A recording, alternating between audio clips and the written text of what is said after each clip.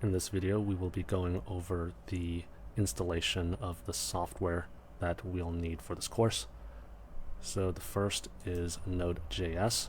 So I recommend getting the LTS version here.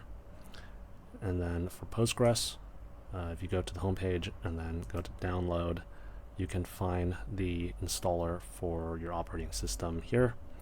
If you're on a Mac, I recommend using postgres.app. I've used that before and it's pretty straightforward. And then if you're on Windows, just go here and then you'll have to download the installer, and you can find it here.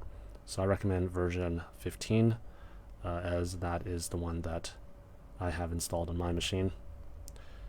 And then Table Plus is the database client for relational databases.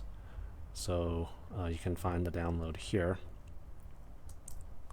For Visual Studio Code, you can find the download here.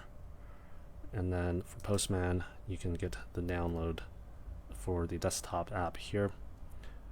And if you don't already have Git installed on your machine, you can find the download here at their homepage.